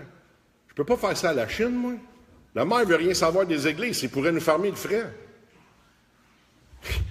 On s'entend-tu qu'on n'est pas dans la même affaire? Fait que mon champ, il n'est pas à l'hôtel de ville, là. Non, mais il faut dire les vraies affaires, là. Fait que si c'est pas là, il est où ici? Seigneur, c'est où à la Chine? C'est quoi tu veux qu'on fasse? Où est-ce que tu veux qu'on puisse avoir un impact, puis influencer, puis aller chercher la moisson que tu t'es préparée? C'est ça qu'il faut chercher. Son champ, lui c'est le maître, c'est son champ, c'est sa moisson, on est ses ouvriers. Où est-ce que tu veux que je le fasse? Comment tu veux que je le fasse? Maria peut vous le dire, il y a des gens d'Amérique du Sud, il y a des gens d'ailleurs qui nous demandent, viens ici, viens là, viens faire ci, viens ça. On n'y va pas. Pourquoi Dieu ne nous envoie pas là? Je pourrais bien dire, j'ai été là, j'ai prêché, j'ai été là, j'ai fait ça, j'ai tel pasteur là-bas, tel pasteur ici. Combien de fois je parlais avec Maria? À telle place, il y a des pasteurs hispaniques qui nous demandaient. Même dans Cuba, ailleurs, là, ça. Là, Maria, elle dit, ça n'a pas de bon sens à un moment donné, hein, il y en a partout. Ouais, mais on n'ira pas partout. On va aller là où Dieu nous demande d'aller. Parce que c'est là que notre moisson va être prête. Ce qu'il y a pour nous autres, dans le champ qui nous réserve à nous. Fait que, là, on a dévié parce que c'était vraiment pas ça qu'on était supposé parler à soir. Mais est-ce que vous comprenez l'idée, là? On connaît, mais on ne comprend pas.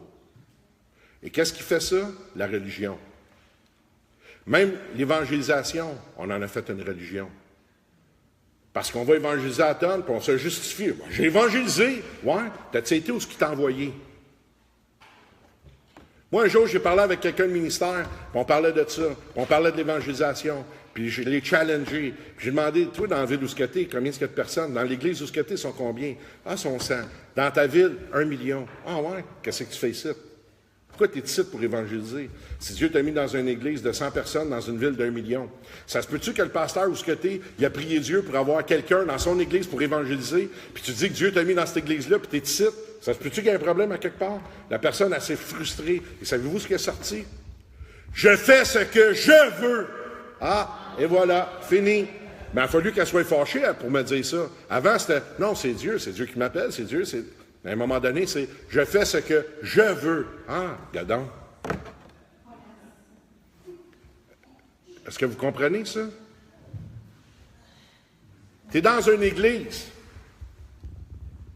Que tu sois ici, que tu sois je ne sais pas moi, en région, que tu sois en Gaspésie, que tu sois à Laval, que tu sois, je sais-tu, moi, à Chicoutimi, à Berthier, peu importe là où tu es. Tu es là, Dieu t'a mis là. Parfait. Tu es dans une église là, puis il y a des besoins là, puis tu vas aller faire ça ailleurs. Attends, ça se peut-tu qu'il y ait un problème, là? Au Québec, là, s'il y a un champ d'évangélisation qui est assez vierge, je vais dire ça de même, c'est pas mal ici, là. Oui, mais ici, en Amérique du Nord, c'est le pays de tout, là. C'est celui qui a le plus de place, là. C'est ça qui a le moins de chrétiens dans toute l'Amérique du Nord. Fait que ça se peut-tu que ça soit un champ potable? Ça se peut-tu que Dieu ait plus qu'un demi de 1% de chrétiens au Québec? Bon. Si on ne les récolte pas, ça se peut-tu que c'est parce qu'on ne cherche pas à avoir le bon champ? Seigneur, dirige-nous, montre-nous. Sa volonté. C'est ça que ça fait la religion. Ça nous empêche de comprendre. On a des clés, mais on ne sait pas comment ouvrir les portes avec. Les pharisiens, hein? Mon peuple meurt par manque de connaissance. Pas pour rien que la parole de Dieu le dit. Mon peuple meurt par manque de connaissance. Dieu lui-même prend la peine de dire, il fait ce cri-là, mon peuple meurt par manque de connaissance. Mais c'est dur pour nous autres de l'admettre. Hey man, ça fait 30 ans que je fais tout croche, ça fait 30 ans que je suis à côté de la traque. Hey, moi, là, je vous le dis, après-midi, je méditais tout ça, je virais ça de bord, je regardais ça, je dis, voyons donc, Seigneur, comment ça se fait? Comment ça se fait qu'ils ne m'ont pas dit ça avant? Comment ça se fait, Seigneur, que même moi, je n'ai pas vu avant, je n'ai pas lu avant que c'était ta moisson? Je me rappelle d'avoir dit, priez le maître pour qu'il envoie des ouvriers dans la moisson. Je m'en rappelle, je le vois, le lait sortir de ma bouche. Si je pourrais toutes les reprendre, c'est là. La. Seigneur! C'est mieux que jamais le savoir, mais moi, je sais tout ce que j'ai fait avant. Pour rien. Non. Mais on peut-tu s'en rappeler pour le refaire après, par exemple? Tu sais? OK. Non. Ben oui. Imagine, notre pasteur en avant, puis on veut. Ah oui, on veut. Mais attendez, il y a une affaire, par exemple. On ne peut pas tout mettre ça sur le dos des enseignants et dire on a été mal enseignés. On a mal lu. C'est écrit. Priez le maître de la moisson pour qu'il envoie des ouvriers dans sa moisson. Oui, mais je ne suis pas contre les campagnes d'évangélisation. Il faut que ça soit fait comme la parole de Dieu dit. Mais est-ce que tu me suis? Fait que, oui, on a été mal enseignés dans bien des affaires, mais il y a une grande partie, c'est à nous autres. Parce qu'on a pris juste l'enseignement, puis on a regardé les versets, puis on ne les a pas lus pour ce qu'ils disaient, on les a lus pour ce qu'on comprenait. Hey, les pharisiens, ils connaissaient, mais ils ne comprenaient pas. Vous le connaissiez, ce verset-là? Combien il y en a vraiment, là, honnêtement? Combien il y en a à soir qui étaient capables de me dire, avant que je vous le dise, là, puis qu'on y aille le relire ensemble, que c'était écrit « sa moisson ». Il n'y en a pas un. Pas un. Même pas un pasteur, un autre pasteur qui lève la main. Pas un. Regarde. Combien il y en a qui ont lu ce verset-là? Levez dans la main ceux qui ont déjà lu ce verset-là. Tout le monde l'a lu. Hey! Sa moisson. Sa moisson. Seigneur.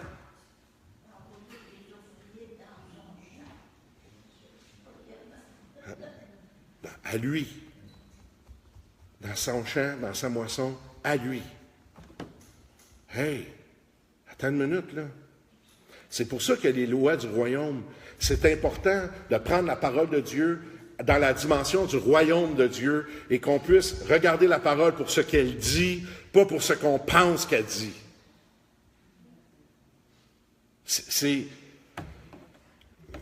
Ça crée plein de chocs émotionnels. Moi, il y a des affaires que je ne parle pas avec vous autres encore. Ça va venir. Puis j'en parle avec des pasteurs, puis ils défrisent, là. Puis je dis, voyons donc. Puis là, on peut être des heures à parler. Puis là, on va voir. Ben, je dis, moi, c'est ce que l'Esprit vient de me montrer. Je dis, hey, les gars, j'ai lu ça, là. Puis regardez ce que je vois. C'est-tu moi qui se trompe? Puis là, je me rappelle l'autre jour, c'était mon ami, le bishop, puis il m'a dit, j'ai montré de quoi? Puis je dis, regarde, moi, je comprends-tu la bonne affaire, là? Qu'est-ce que je lis? Puis là, il lit, puis là, j'ai fait exprès d'aller voir en anglais pour être sûr que c'était pareil. Puis là, il lit ça, il m'a regardé. Je dis, qu'est-ce qu'il y a? Tu sais que tu m'écœures.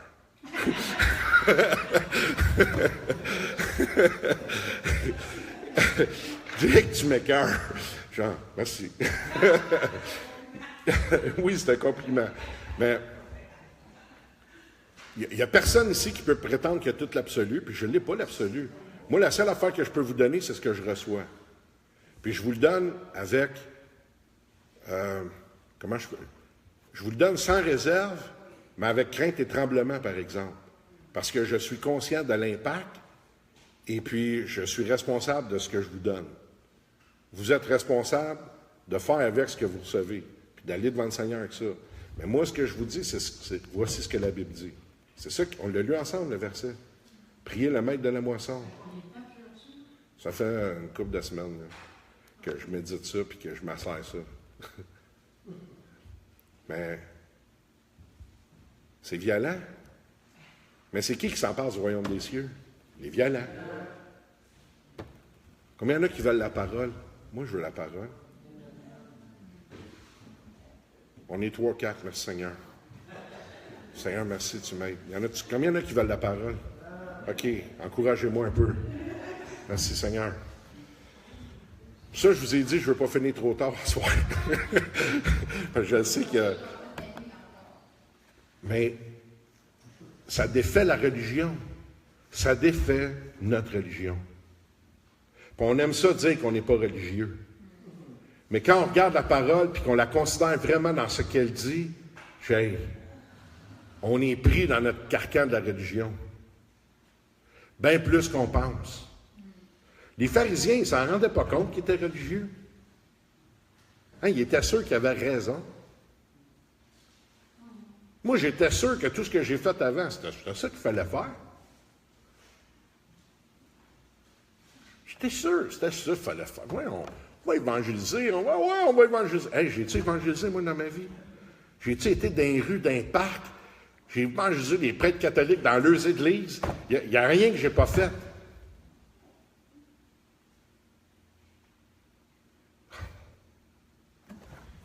veux plus le faire.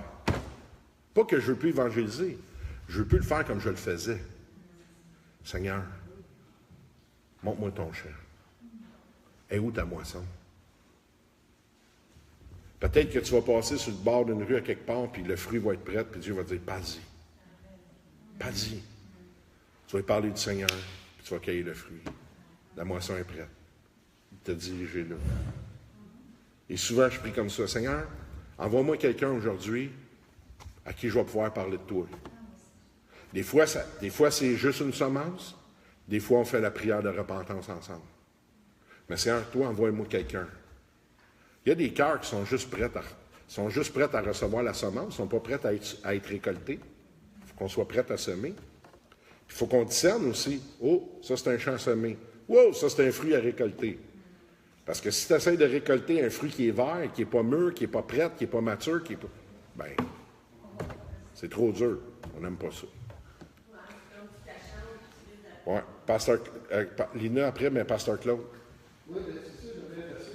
Dans le même genre d'idée, Paul, l'apôtre Paul priait, dans 2 Corinthiens 10, 13, il dit, pour nous ne voulons pas nous glorifier outre mesure, mais seulement dans les limites du champ d'action que Dieu nous a assigné en nous emmenant jusqu'à vous. Il dit, on ne dépasse pas les limites, comme si nous n'étions pas obtenus. C'est-à-dire, Paul disait, mais il savait, il était conscient un peu sur le comportement aujourd'hui, qu'il y a un champ, qu'il y a une limite, que Dieu veut qu'on soit actif dans cette limite-là. Exactement. Paul disait, je ne veux pas aller au-delà. C'est pour ça que je cherche la grâce de Dieu tout le temps. Pour faire qu'est-ce qu'il y avait à faire. C'est ça. C'est ce qu'on doit faire nous autres aussi. C'est 10, 13, on peut dire jusqu'à ça. Ouais. Mais ça nous frappe. Puis dans 2 Corinthiens 10, vers la fin, il y a un verset qui est bien fatigant qui dit c'est pas celui qui se recommande lui-même qui est approuvé, c'est celui que le Seigneur recommande. Quand tu pars et tu dis je m'en vais évangéliser là, ça c'est toi qui se recommande. Quand Dieu dit va-t'en là, c'est lui qui te recommande. Eh.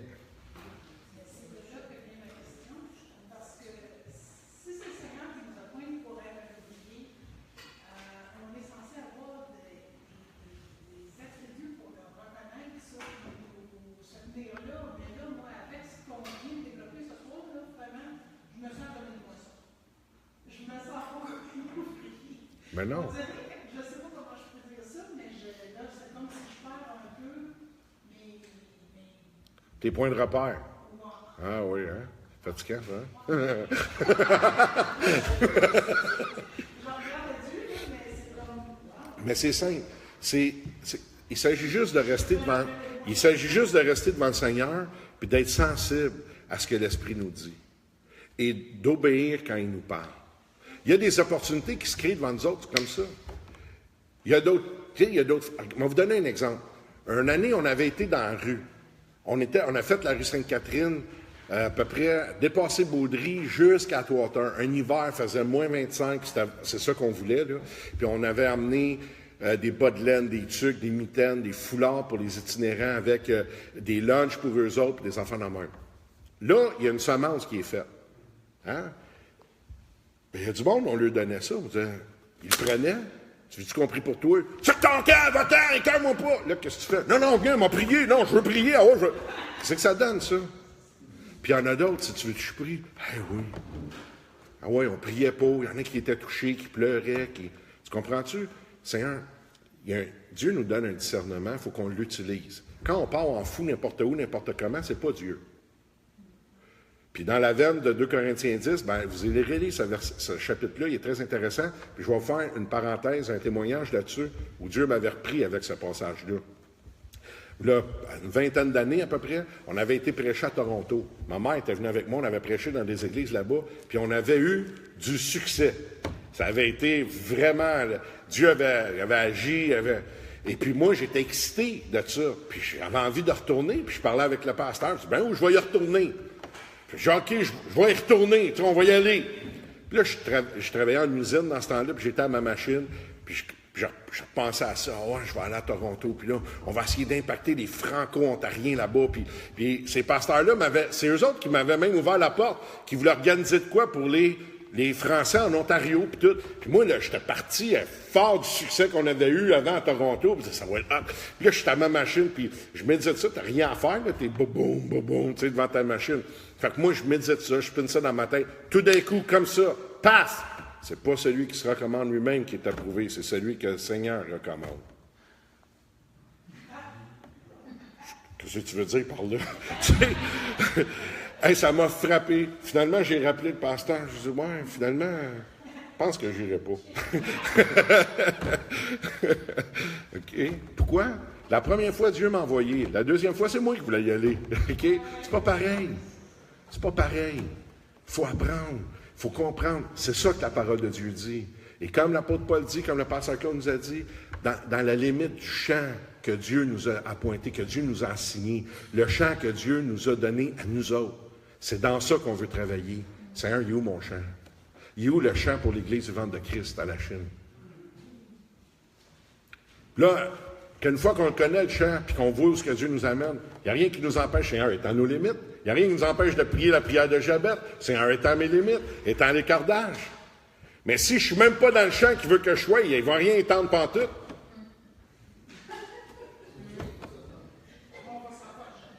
OK? Est-ce que vous me suivez? On est-tu pas pire, là, jusqu'à là? On respecte ça? Je suis contente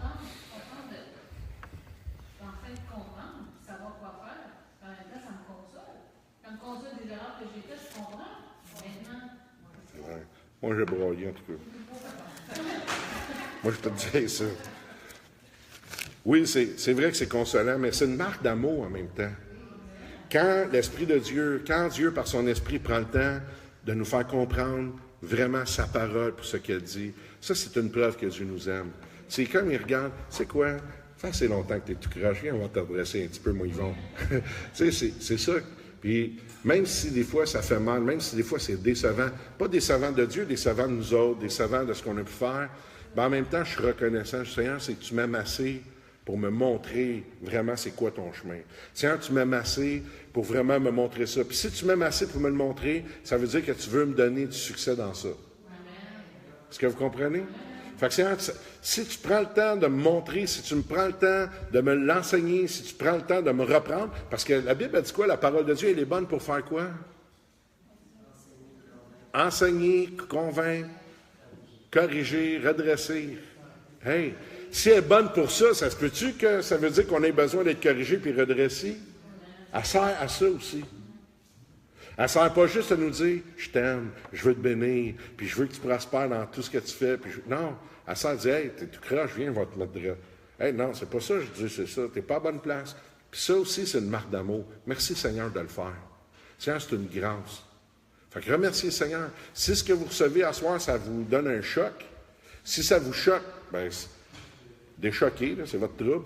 Mais si ça vous donne un choc, Seigneur, merci. Merci que tu prennes le temps d'ouvrir mon esprit sur ce que tu me dis, pour que je puisse comprendre. Vas-y. Oui, pour ne pas nous briser. Il veut nous rendre mûrs pour la correction, pour ne pas nous briser. Fait que Jésus nous... Si je reviens au royaume, là...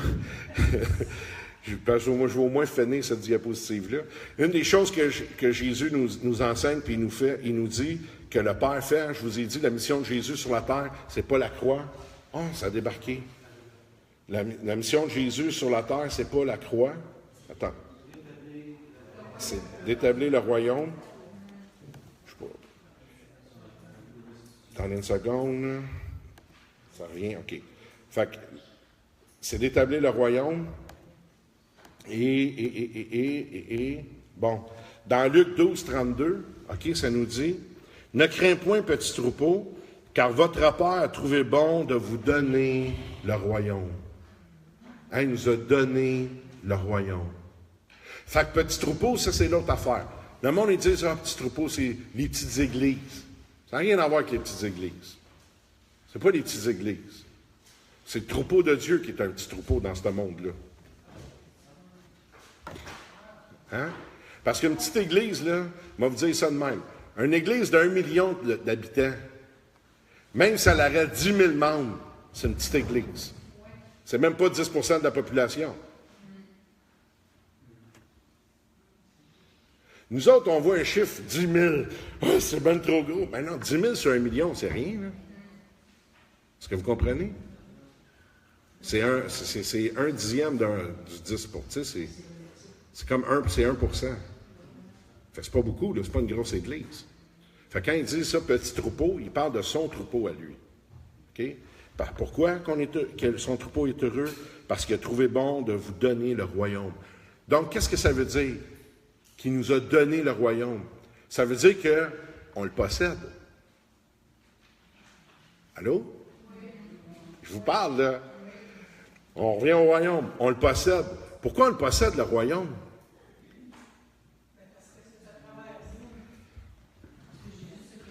Parce que Jésus est venu le rétablir. Et l'appel initial de Dieu pour l'homme, c'est quoi? C'est de dominer sur son royaume sur la terre. Est-ce que vous me suivez? Donc, qu'est-ce que Dieu a fait à l'homme? Il lui a donné la domination. On voit ça dans Genèse 1. Il a donné ça. Dieu, il ne reprend pas sa parole. Dieu, il ne se repent pas de ce qu'il fait, de son appel. Donc, cette autorité-là, cette domination-là, il l'a donnée à l'homme. Christ est venu rétablir le royaume, hein? On a dit, il est venu refaire une colonie du royaume sur la terre. Donc, il est venu ramener le royaume des cieux sur la terre. Et nous, on est mandatés pour être les représentants de ce royaume-là. Et il nous dit qu'il nous l'a donné. Qu'est-ce que ça veut dire? Que nous avons la domination du royaume de Dieu sur la terre. Comme Adam l'avait dans le jardin d'Éden, quand Dieu lui a donné la domination sur la terre. En d'autres mots, c'est quoi? Nous sommes l'autorité de Dieu sur la terre. Parce que Dieu ne fait rien sans passer par les hommes. Les femmes aussi, n'oubliez pas, là, OK? Est-ce que vous me suivez? Donc, c'est pour ça que c'est important de comprendre que quand on est là, on est assis, puis qu'on passe notre temps à dire, Dieu va le faire, Dieu va le faire, Dieu va le faire, Dieu va le faire. Non. Dieu t'a mandaté pour le faire. Dieu t'a équipé pour le faire. Donc, il ne veut pas qu'on soit passif. Il veut qu'on prenne l'autorité. Pas faire ce qu'on veut, faire sa volonté à lui. Hein? Que ta volonté soit faite sur la terre comme au ciel. Donc, faire la volonté de Dieu sur la terre. Nous sommes mandatés, nous, pour faire la volonté de Dieu sur la terre. Quand un malade vient vers toi, puis qu'il a besoin de guérison, tu le regardes pas en disant, Dieu va le faire. Il dit, allez, guérissez les malades. Toi, fallait, il t'a donné l'autorité pour le faire. Prie sur le malade. Est-ce que vous me suivez? Et on a beaucoup de difficultés à rentrer dans cette autorité-là. Pour 2 raisons majeures. Savez-vous lesquelles? Excusez-moi, maison. J'ai cliqué le chevalet. 2 raisons majeures. Savez-vous lesquelles? C'est simple. La première, c'est qu'on a la difficulté à recevoir puis à croire qu'on a cette autorité-là.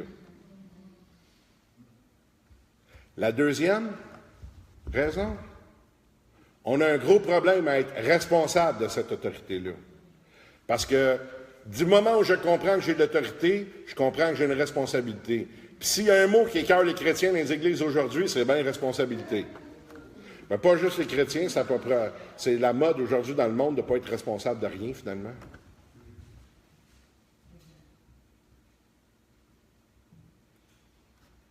Je dois prendre la responsabilité de l'autorité qui m'a été échue par Christ. Pas juste prendre l'autorité, prendre la responsabilité que cette autorité-là me donne. Parce que Christ l'a fait. Seriez-vous bon pour un petit 10 minutes de plus? Oui? OK, on respire. Good. Je vais vous donner un exemple concret qu'il y a dans la parole de Dieu à propos de cette autorité-là. Attendez une minute. Je vais essayer de trouver mon verset, OK? Ça, j'aurais dû le marquer, hein, mais je vais voir. Vous savez l'histoire où Jésus, il y a eu un centenier romain qui est venu devant lui parce que son serviteur était malade. OK? Je suis tombé direct dessus. Matthieu 8, verset 5. On va commencer à aller là. Allez là, s'il vous plaît. Matthieu 8, verset 5. Il y a une petite notion au niveau de l'autorité et de la soumission que je veux qu'on comprenne. Est-ce que vous êtes là? Parfait. Ça dit, Matthieu 8, 5, « Comme Jésus entrait dans Capernaum, un centenier l'aborda, le priant et disant, « Seigneur, mon serviteur est couché à la maison, atteint de paralysie et souffrant beaucoup. » Jésus lui dit, « J'irai et je le guérirai. » Le centenier répondit, « Seigneur, je ne suis pas digne que tu entres sous mon toit, mais dis seulement un mot, et mon serviteur sera guéri. Car moi, qui suis soumis à des supérieurs, j'ai des soldats sous mes ordres, et je dis à l'un, va, et il va, à l'autre, viens, il vient, et mon serviteur fait cela, et il le fait. » Après l'avoir entendu, Jésus fut dans l'étonnement et dit à ceux qui le suivaient, « Je vous le dis en vérité, même en Israël, je n'ai pas trouvé une aussi grande foi. » Regardez bien ça. Là, on parle de royaume. Savez-vous que le centenier, une des choses qu'il avait reconnues, c'est que Jésus était soumis à un royaume, comme lui était soumis à un royaume, ce Romain-là. Il dit, moi qui suis soumis à des supérieurs. C'est qui son supérieur? C'est César, à Rome, qui a mandaté ce gars-là pour être là-bas. Et quand il parle à ses serviteurs obéissent. Pourquoi? Il est le représentant de César en Palestine. J'ai juste besoin de dire, fais ça, puis il va, viens, puis il vient, puis va faire ça, puis il le fait. Il dit à Jésus, toi, tu as juste un mot à dire finalement. Qu'est-ce qu'il est en train de dire à Jésus? Toi, qui es le représentant d'un autre royaume, tu as ici l'autorité du royaume d'où tu viens. Dis un mot, puis mon serviteur va être guéri. Oh, je pense que vous ne comprenez pas, là. Je pense que vous ne comprenez pas ça, là. Non, vous ne comprenez pas. Juste avoir votre face, je sais, vous ne comprenez pas. Savez-vous pourquoi? Savez-vous qu'est-ce qu'il est en train d'expliquer, là? Savez-vous ce que ça nous dit à nous autres? Moi, toi, qui es soumis à une autorité supérieure qui est ailleurs, qui est où? Qui est dans les cieux, qui m'a mandaté, moi, à le représenter ici. J'ai un mot à dire, puis ça va se passer. Pourquoi? Parce que j'ai cette autorité-là sur la terre de parler au nom de Jésus-Christ de Nazareth. Est-ce que vous comprenez? Et c'est ça le royaume. Et c'est ça que Christ est venu rétablir. C'était ça sa mission. De venir rétablir ce royaume-là et cette autorité-là maintenant sur la terre pour nous permettre à nous de manifester quoi? Dieu. Parce que Jésus il dit que c'est de même dans l'évangile de Jean pour que les gens sachent que c'est lui qui l'a envoyé lui ici. Oh, Seigneur, console-moi. Hey, on a l'autorité.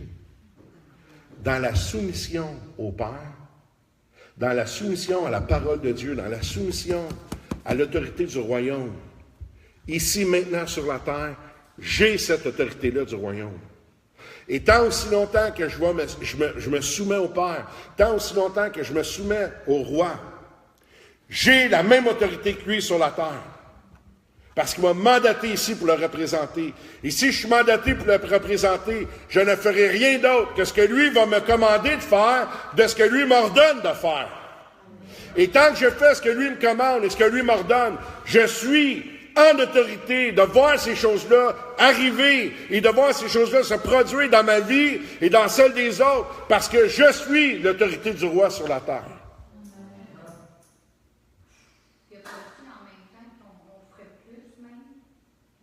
Qu'on ferait plus, mais avant de faire plus, on peut-tu comprendre qu'on a ça à faire?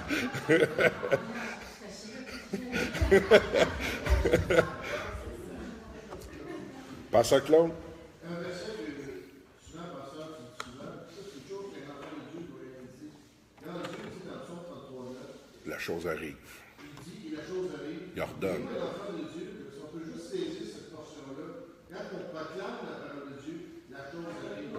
Et c'est de saisir, c'est ça l'autorité déléguée. C'est en plein ça. Puis Dieu le fait, puis Dieu va le faire, puis Dieu va agir parce qu'il est fidèle à sa parole. Et savez-vous que Dieu utilise l'homme sur la terre, pas parce qu'il n'est pas capable de le faire lui-même, que Dieu ne fera rien sans nous autres, pas parce qu'il n'a pas la puissance de le faire sans nous autres, mais parce qu'il a dit qu'il ne le ferait pas sans nous autres. Parce qu'il nous a donné à nous autres l'autorité de le faire. Puis s'il ferait le contraire de ça, on avait une discussion cette semaine avec avec les gars à prière, puis on parlait de ça. Si Dieu ferait le contraire de ça, comment, Bruno, tu m'as dit ça? Dieu ne serait pas fiable. Parce qu'il reprendrait sa parole. Mais il ne reprend pas sa parole. C'est pour ça qu'il nous laisse faire. C'est pas parce qu'il n'est pas capable de changer ça, c'est parce qu'il nous a donné à nous autres l'autorité pour le faire. Puis du moment où je commence à me positionner, tu sais, je change là. Je me positionne, puis je me mets en dessous de sa volonté. Je me mets les pieds sur sa parole, direct sur le roc qui est Christ, puis je m'ancre là-dessus. Du moment où je suis là, wow, les choses arrivent. Je marche dans l'autorité. J'ai l'autorité, je suis capable de le faire, je peux le faire, et je dois le faire. Il y en a que Dieu a mandaté, il vous a donné une autorité particulière dans les arts. Il y en a d'autres, Dieu vous a donné une autorité particulière dans les affaires. Dans les affaires.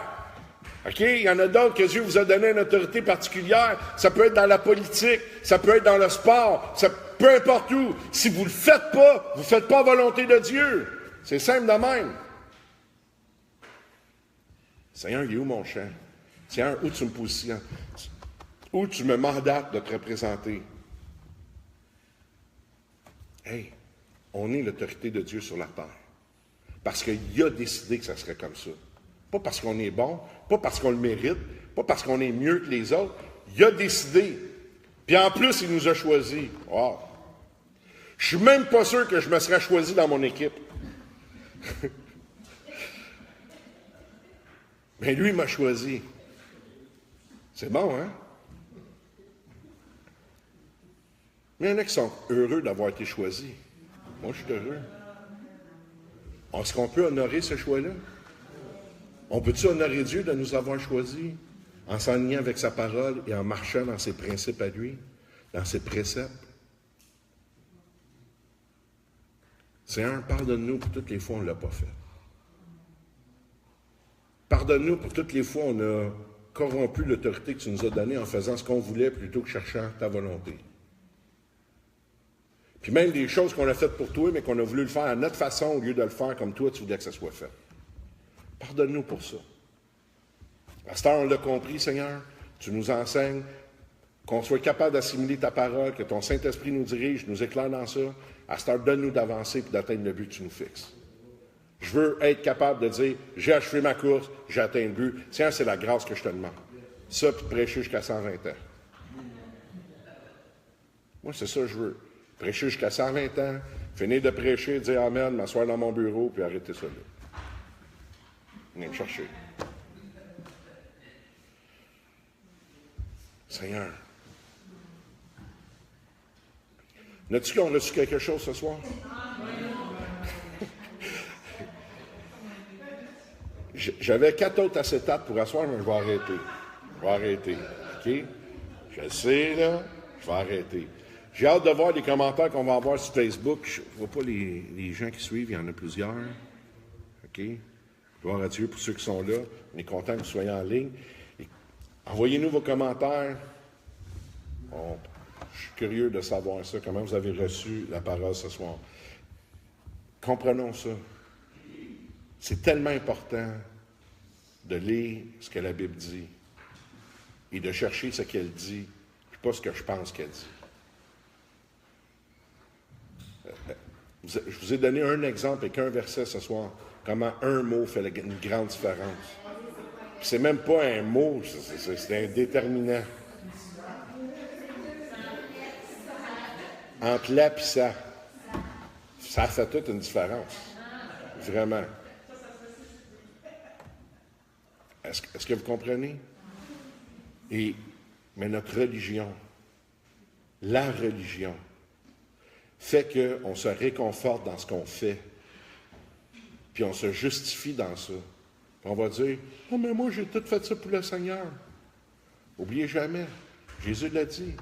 Il y en a qui vont dire, on a chassé des démons en ton nom, on a prophétisé, on a guéri des malades, puis il dit, je ne vous connais pas. Il ne lui dit même pas, c'est pas en mon nom que vous l'avez fait. Il ne dit même pas ça. Il dit, je ne vous connais pas. Moi, je ne sais pas vous autres, mais ce n'est pas quelque chose qui me tente de me présenter devant mon Sauveur puis qui me dise, je ne te connais pas. Fait que Seigneur, je veux faire ta volonté. Je veux marcher dans ta voie. dans ta parole, par ton esprit.